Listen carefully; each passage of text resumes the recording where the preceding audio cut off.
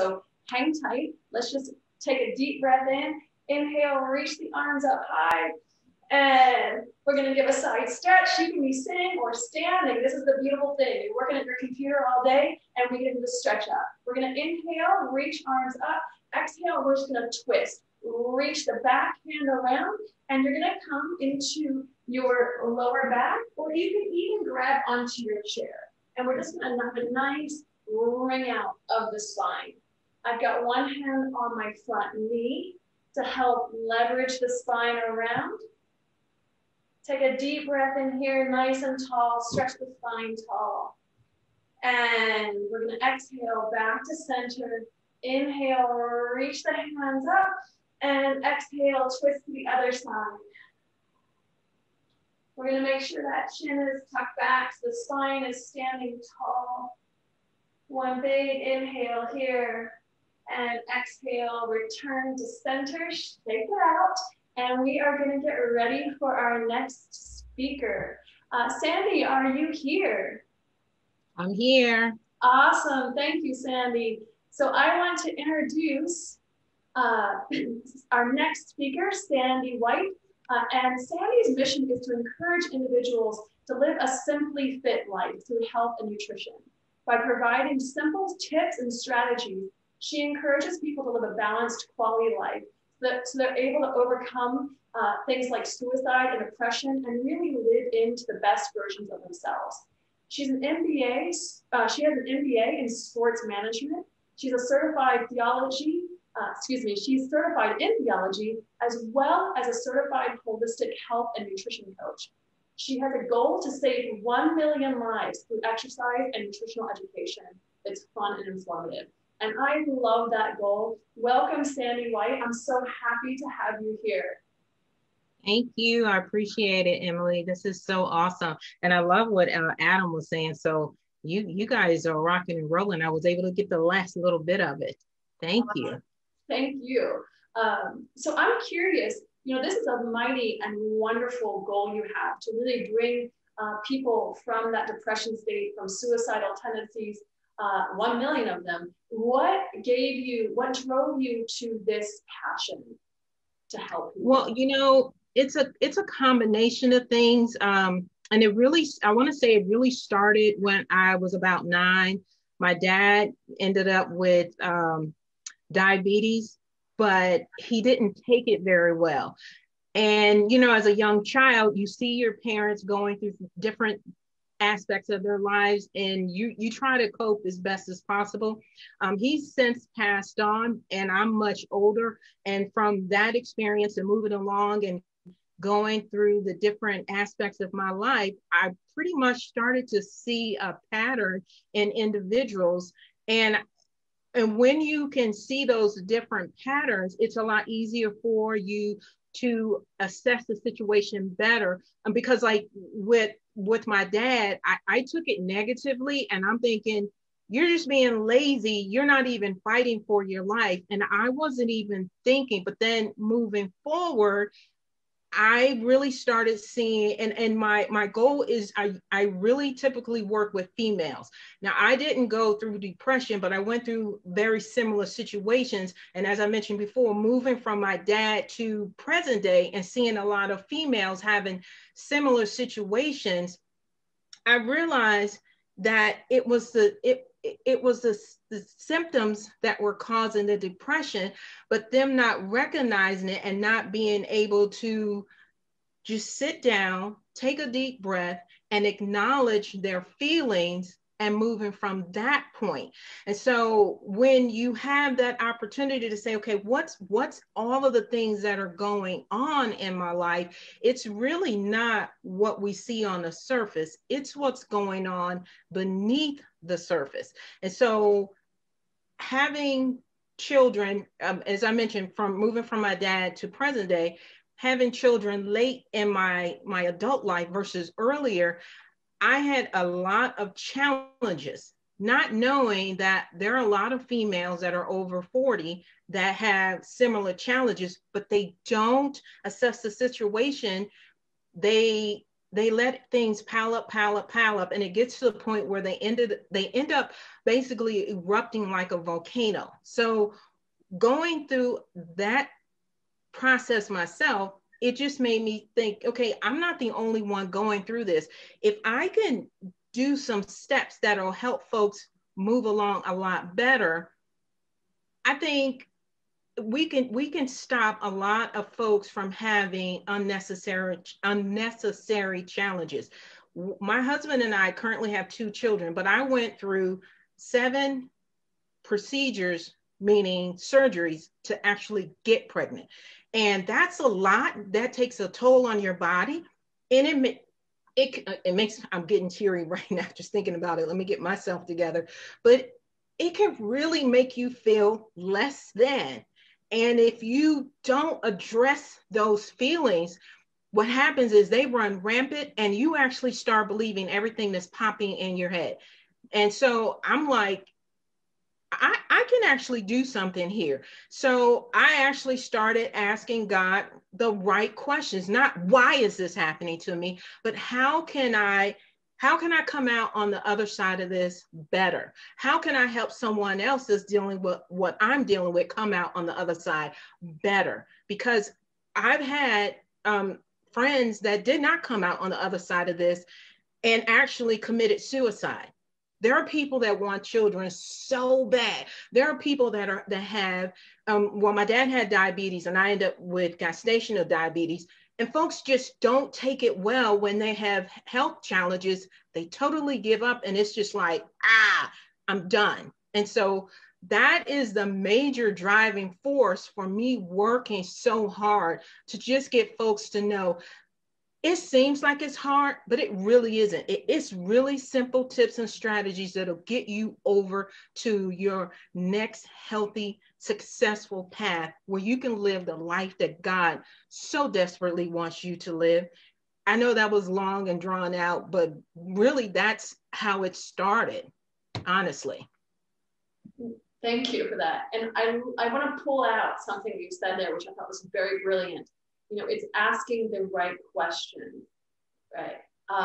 So do you have something more on that you would like to elaborate? Because this is a great tip. And that's what we want, the tips and strategies.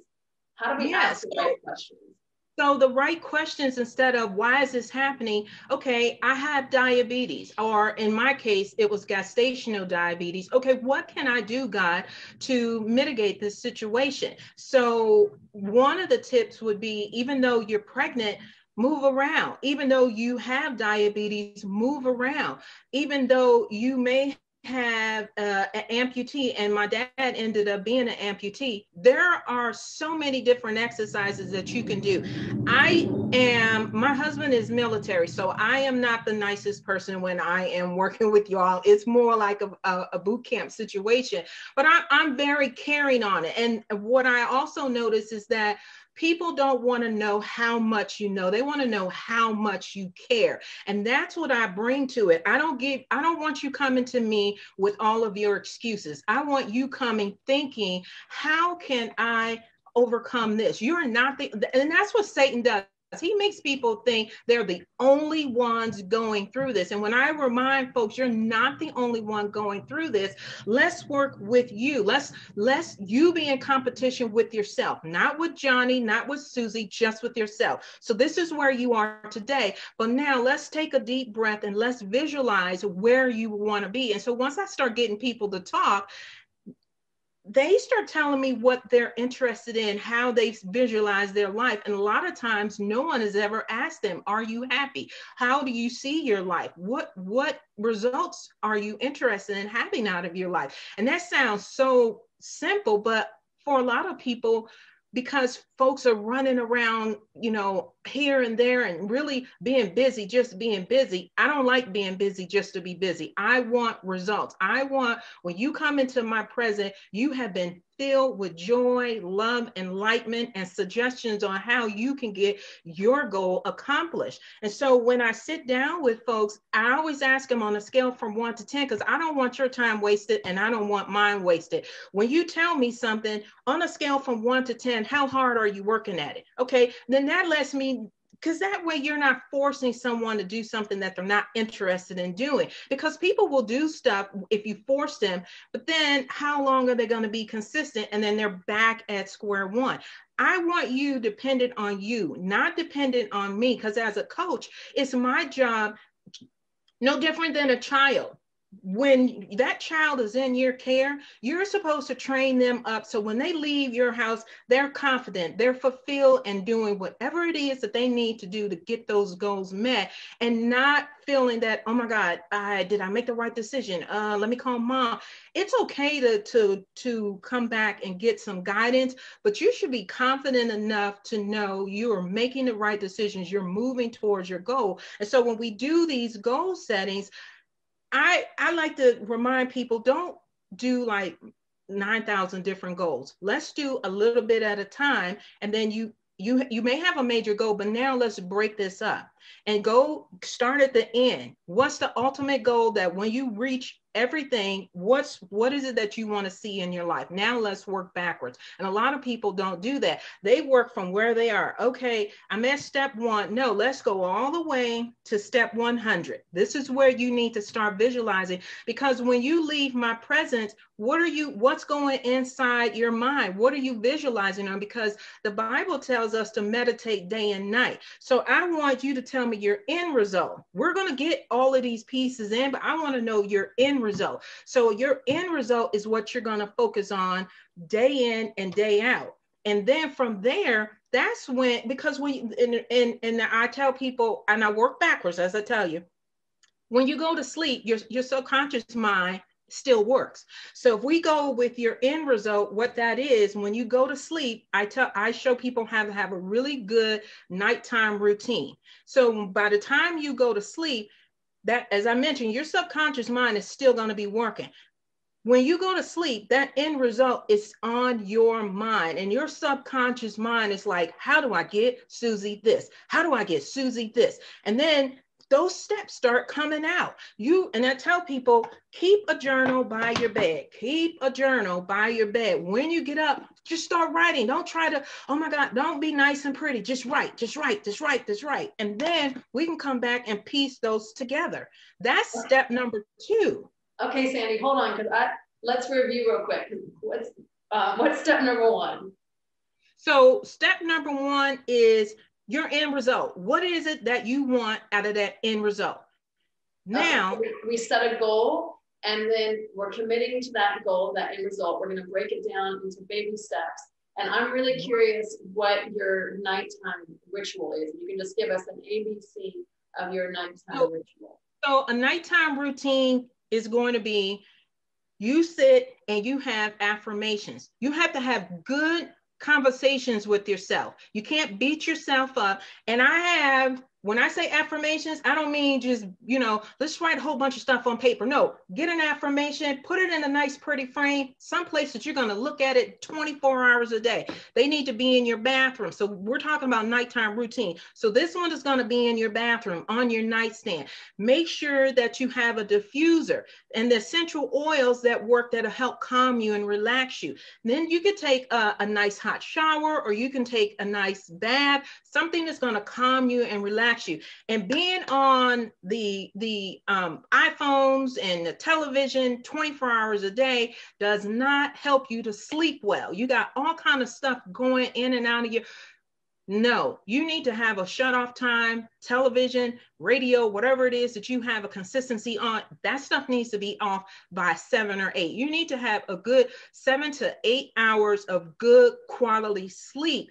And then I tell folks, make sure you change your sheets at least twice, every other day if you can. If you don't want to wash them much, but you need to have good, clean, nice sheets. If you have allergies, that's when the diffuser, your humidifier, and then possibly if you can wear the mask. Some people don't like the pressure on there. If you don't like the pressure so that it's like blacked out and you can really sleep well, then get the blackout curtains. And then there's a calming app, which kind of just really puts you in the mood after you have taken your shower or your bath, whichever one works for you. You could be sipping on nice tea while that calming app is going. And you can be listening to the ocean flowing. I mean, just nice, soothing sounds that's going to relax you, that's going to help you decompress. You don't want to go to bed all ramped up and antsy, and you're never going to get good sleep doing that.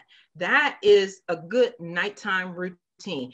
And I like to wear socks because I want to be nice and cozy and comfortable. And I really just want to like really just get in all of that sleep before the alarm goes off and kids start, mommy, mommy. So indeed. Thank you, Maria. We got it in the chat, the nighttime rituals and practices, which I love because this goes into really a true amount of self-care for coming in and just really setting ourselves up for success, which is also what Adam, the prior speaker, was talking about with like how important recovery is. Yeah. So, and I heard you mention, so we have our goals and then we have our affirmations set up so we can see them, that then as we're sleeping and we're going to sleep, our brain is working on the creation of those things. Yeah. Yes. Yes, absolutely. I'm curious, how do you have another step for us, or can I move on to the next question? No, you can move on because I like to talk, and I know you have other guests that come on. Cool. So in this, combating our thoughts, really, because whether you are depressed, quote unquote depressed, or I look at like just living a norm that is not great, right? If your norm is not, I feel fantastic, I'm joyful, I'm happy, I love my life, it's like we have room to grow and to move into that and to expand. So I'm curious, in your, Sandra, in your experience, how does exercise and fitness play into that mental state? Well, the way it plays in is you really have to see yourself being successful. You really have to believe that you can accomplish more. And a lot of times folks, what they do is they meditate on the experiences. And so you got to stop and say, what are my belief systems that I have currently going on that's bringing me the results right now? Because you hear people say, why does this keep happening to me? Okay, well, if you keep asking questions like that, you're going to get, you're lazy, you're not focused, you may be hanging around the wrong friends. Oh, you're eating a bag of sugar 24 hours a day, rather than, okay, as I mentioned earlier, take an assessment of your feelings. Okay, when I'm hanging around this particular group of individuals, what's the takeaway from it? So I like to remind people, your exercise and your mental clarity, they really do go hand in hand. If you're sitting on your bums 24 hours a day, there's no way you're going to get those good endorphins, going and just making you feel all nice and bubbly. And I'm not saying you're going to be walking around like you're on 9 cups of coffee. Actually, that is my actual personality. This is me 24 hours a day, but I like to exercise. I like to stretch, and I'm a people person, and I like to make sure that people are happy in their self. And in order for you to be the best person that you can be, we need to see what works for you. And I always don't do what I do. Let's find out what works best for you and then be consistent in it. And then for some folks, that may mean doing a combination of things multiple times throughout the week versus the same consistent thing. Because if you're a type of person that's going to get bored quickly, then let's find things that you can do. And and basically what my job is with the simple tips and strategies. A lot of the stuff people have heard before, but they've forgotten them because they're not doing them, because they're jumping from this to that. And they're just not making sure that when they set that original goal, am I getting close to that goal or am I getting further away? So I always tell people to respect yourself. When you tell yourself something, not only do you set, I set my time on my phone so it goes off. You're supposed to exercise. You're supposed to do this, because if you have a lot on your plate, it's okay to set yourself reminders. And then for mental clarity, it's okay to let somebody know that you're not okay. This is where people fall into the trap. And this is where people, unfortunately, lose that battle, because they feel that it's shameful. It's not shameful. We don't all wake up feeling 124 hours a day. And you have to have you have to have someone in our corner that we trust, that we respect with our innermost feelings, that will tell you what needs to be done or walk you through what needs to be done. And I don't like to just tell people what to do. I like to walk them through, because I want to make sure that you're actually going to do it. You're actually going to get that result, if that's what you want. That's why I'm always on that scale of 1 to 10, because if you force someone to do it, they're not going to be consistent in it. Did that help, or do you need me to? Yeah, this is great. I just want to recap, because we're getting a lot of information, so we're gonna put it into a recap. So I love this thing about the 1 to 10, because if we're talking about creating new habits, you got to figure out how much you want that, right? Because a lot of people say they want to work out more, but then it's actually, if you look at the priorities of life, it's a 5, right? And or maybe maybe you think you want it to be a 10, but you're acting like it's a 5. So finding scaling, and correct me if I'm wrong in the interpretation of this, but really looking at what number do I want to prioritize this in, and then what number am I actually doing, and then rearranging life, setting timers, and to help us create that new habit, because motivation will only get us so far, right? We got to create willpower. It's only going to last so long. We need to begin to create new habits that become part of our natural routine. Is that making some sense for you? Yeah. But I like people to put things where literally it seems like it's tricking your brain, but you have to do that. That's why I like to do the timers, or, you have to be safe when, with the parking lot stuff, but don't park so close to the door, or, walk around the house and, maybe take 1 or 2 things. Like if you're washing clothes, don't take all the clothes upstairs at one time. That's the way you're tricking yourself, and you're actually doing your exercises. If you take a little bit, like my washers on the 2nd floor. So some people may have to go all the way to the 3rd floor, but take a little bit at a time. You're actually tricking your brain to say, oh, she just made me work out. I mean, literally little things like that, because you're not looking at it as working out. Some people actually hate it, but they know they need to do it. So I'm like, well, let's trick you. And then when you do that, you're literally scratching the record of now when you think about, exercise, you're not thinking, oh my God, it's going to be 30 minutes. You're thinking, I can do 5 minutes, because you just tricked yourself. Nice. Does that make sense? Yeah. And I heard an amazing study that was done, some time ago. And it was a study done on hotel maids. And, the maids are in there vacuuming, changing sheets, lifting mattresses, scrubbing, et cetera, et cetera. And they did a study with them, and they were not getting exercise like at the gym. So what they did was they set it up, and they had their control group, and they just went about their business and cleaned the rooms, etc. And then with this other group, they started saying, hey, do you realize, like, when you're vacuuming, when you're changing the sheets, when you're lifting mattresses, when you're hauling this, and etc., that you're actually getting a lot of exercise.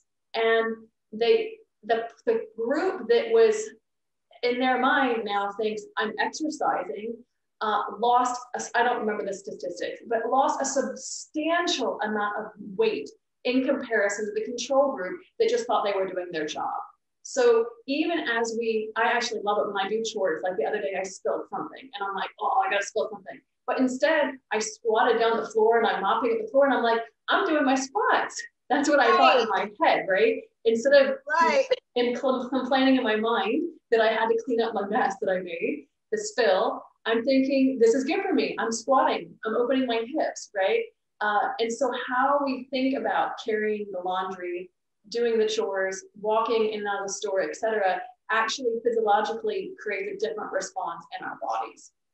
Yes, and one more I want to add into when you were saying when you did the spill on the floor and you did your squat. Here's another trick. Instead of saying, like you said, well, that you need to speak positive to yourself, but someone else that doesn't, I know that instead of saying, oh my God, I spilled something, I have to get this up. Not only do you say, I'm doing my squats, but you change the wording. Oh, I get to clean up. And in the process of cleaning up, I get to get some squats done. I get to have a better looking, firmer hiney. You have to change the way you say stuff to yourself in order to really, I mean, literally you're tricking your brain, and your brain is plasticity. So it is willing to change if you're willing to change it. A lot of folks think they're stuck in their ways. You're not stuck. Let's just figure out what works best for you so you could get your results, because we're all different individuals and we receive differently. Mm-hmm. Absolutely. So I'm curious, what you grew up in a very athletic family, and you went into to get your MBA for managing athletics. So what does fit mean to you? So fit at the beginning meant looking good, because I didn't have to try hard. And then after babies, boy, that was a rude awakening. I was like, okay, so now I really have to put into action everything that I had so I don't come off looking like a fraud. And then I'm like, that's a lot of work. And that's where the concept came into me that being fit is more than just exercise. It is not just about going to the gym, running until you're like dripping, sweaty, wet off, because you've been on a treadmill or doing 5,000 reps, using your dumbbells. It is about getting the quality of sleep. It's about being happy. It's about taking care of your mental clarity. It's about making sure you're spending time with God. It's about, just taking time and being grateful for the environment that you're in, for being able to, some people still have to work a 9 to 5, being grateful that you actually can go to work. Because right now we're in a pandemic. Some folks don't have that opportunity. So being fit, it encompasses everything. It encompasses the fact that I get to go and be a superhero for someone else that may not be able to do something. It encompasses being mommy to my children, so that they know when they leave out, how are you supposed to treat your wife? How are you supposed to treat your daughter? I mean, it's just being a model in the moment. That's what being more fit is, being more than exercise. You're being a model in the moment. And what does that model mean? It's going to mean different things to each individual. But at that time, what can you do to show somebody else, hey, if you model after me, because you may be the only person that they can see. And this is, before I finish that statement, I like to remind people, you never know who is watching you. So you need to be present and on your game 24 hours a day, not in a fake manner, but 24 hours a day, because you don't know where someone is mentally. And I tell you, I love doing that. Even like when I wear my shirts and stuff, Simply Fit, because people come up and they're like, because it's vague. And they're like, well, what the heck is Simply Fit? And I get to tell you, based off of where you are. And I usually start off with something so simple as, are you happy? And most people are like, what the heck does that have to do with Simply Fit? It has a lot to do with it, because now I know what angle to approach you at versus coming at you with, all right, let's go walk, let's go jog, let's go swim. That may not be what you need right now. So being fit is more than just exercise. It's helping someone get fit in an area that they have a deficit in. That's what that means. I talk a lot. I love this. It's a wholehearted, whole being fitness, right? Not just that we look good in our skinny jeans or what have you. And also, I really love that life is a cycle, right? And if we are happier and more fitter here and here, it's like then potentially, naturally, it feels better to exercise and take care of the physical body, right? And when we exercise and take care of the physical body, it's easier to get our head and our hearts more in alignment. And in my experience, and I used to, pre-COVID, and maybe after COVID, I'll go back to it, but for many years, I taught street fighting and self-defense. I taught many, many women's seminars. It was one of my favorite things I do. And I would watch women come in, and people in my normal classes, you know, feeling shut down, feeling small, feeling that weight of whatever is happened in their life to bring them into my workshop. And I find you can change your mental state, you can change emotional, you can change physical, you can change spiritual. And all of these things are in this circle, and they all help us to become this whole fitness. However, in my experience, the easiest thing to do is to change the physical state. And when we begin to come in and move the body and to stand or sit in a more empowered way, everything else kind of begins to shift around that. And so in my experience, if I'm feeling nervous, take a deep breath, I shift in the body. And that's a simple one we all do. But if I'm feeling maybe less than energetic, like I don't want to work out, sometimes I just go and lay on my yoga mat, and then the workout comes. Just put on the tennis shoes and then the workout comes. But other times I'm like, I change my physical state. I'm like, okay, we got it. Let's go, let's go, let's go, let's go. I know this is good for me. I know I can do this. And even if it's just a walk around the block, changing that physical state starts to unwind everything else. So that's my experience. That is the easiest thing, if you're having negative mental thoughts, the easiest thing to do is to go for a walk, go for your workout, move the body, change the physical state of your body, and it will change, start to begin to unwind everything else. Does that resonate with you, Sandy? Yeah, change your environment. And one of the things you mentioned, you know, about exercising, a nice little trick, because I don't like excuses. So you pack a bag, you have one in more like in your closet with clean clothes, one in your office, and one in your vehicle. So that way you can't say, I don't have clean clothes. Yes, you do. Go get one that you've already packed, and then throw those clothes that need to be washed over for the weekend. Because I relate, how many times are you going to work out? That's, you know, how many times are you willing to work out? Then if it's 2 times, then you need to have 4 bags packed. So you're not lying to yourself, and you're not using, I don't have clothes as an excuse. So that's a trick right there. Be prepared, even though you're not noticing you're being prepared, but it stops those excuses. So changing your environment, and I like that one too, because I've done that one too. Just laying down on the yoga mat, and you're like, because it really feels good, and you start feeling tranquil, and you're like, ooh, okay, how can we keep that going? Yeah, exactly. Fantastic. And I will say, as a lifetime mover, when I fall off the wagon, it's hard to get back on the wagon. And I also know that the more we move, the more we feel good, right? And it's just like meditation or anything else, it compounds over time. And we create a new habit, a new way of being, because now I don't associate exercise with torture. I associate exercise with feeling good. And when I sit too long at my computer, I'm like, dang, I got to get some movement in, because I know that that's going to make me feel better.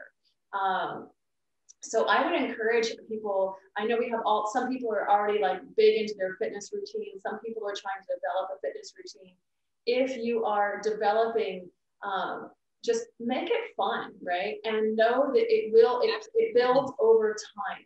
And when your body starts to feel better, you will start to crave that movement because it feels good.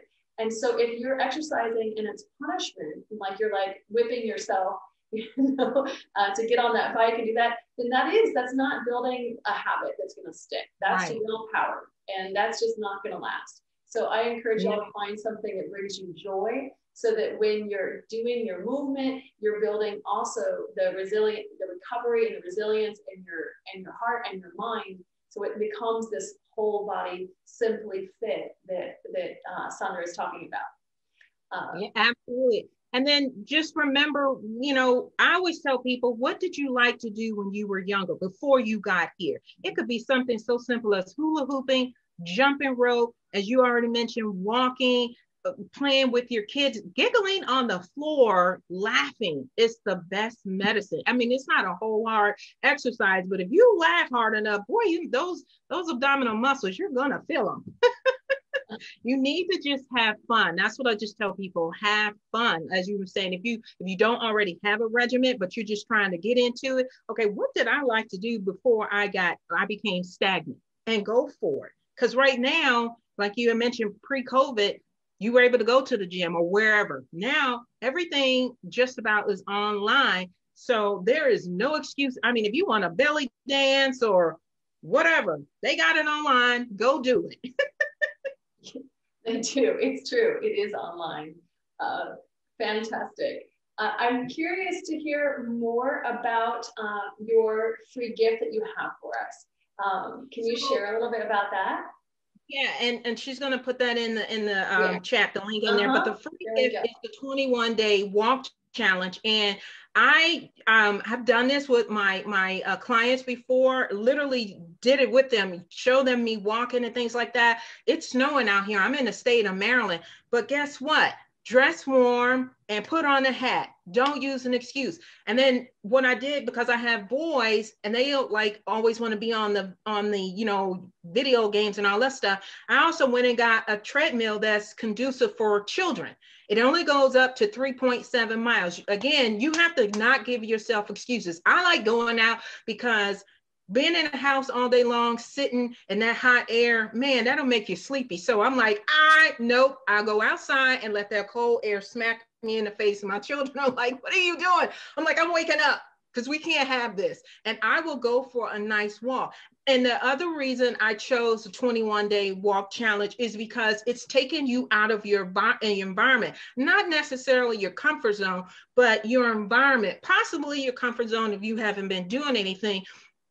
But I like to do that because now you're incorporating exercise and nature. You're breathing, your brain is working.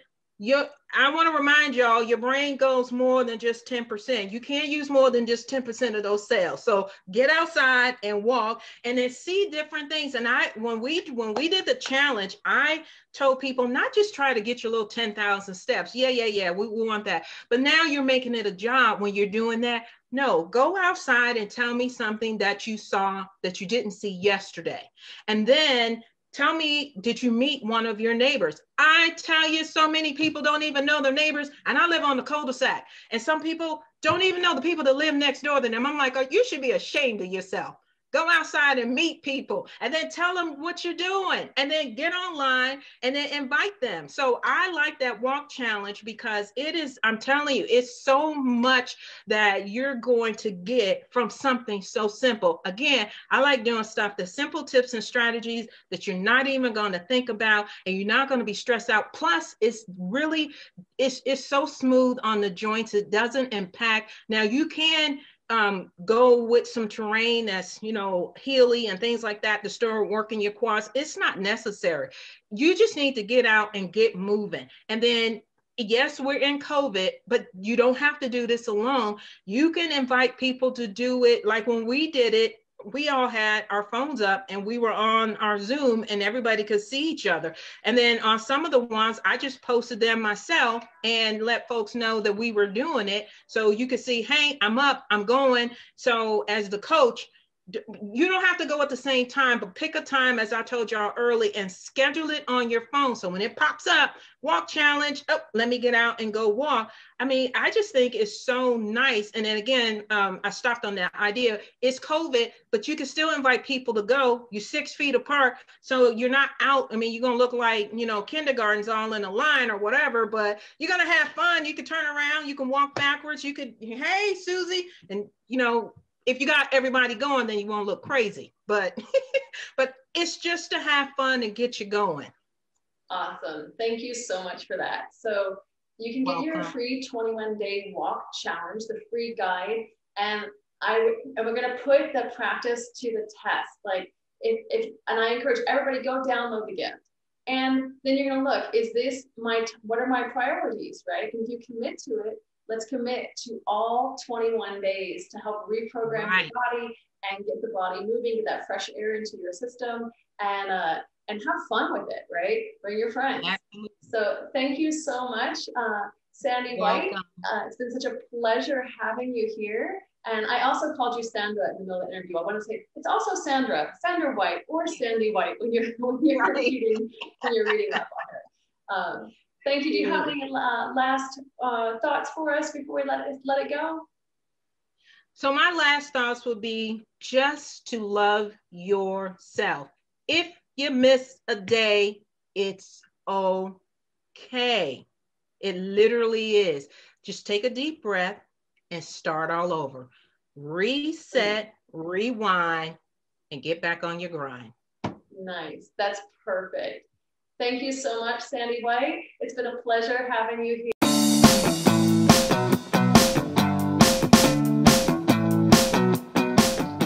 Mr. Happy Living here. I love good things made by good people. That's why I love Dry Farm Wines. I first met the man known as the healthiest wino on earth back in 2016. He claimed Dry Farm Wines don't cause headaches or hangovers, and that he started his company because 99% of wine consumed in the US is highly processed and loaded with nasties. Like most processed food, it's toxic. That very night, I made a big health decision. Toxic wines out, natural wines in. It's been nearly 5 years since I made the switch, and I feel great. Go to happyliving.com, select Partners in Happy, and get your first bottle of natural wine for 1 penny. And I'll donate 8% of every order placed for the entire month of March to WYTV7. So share the gift of natural wine with a friend. It'll make you both happy.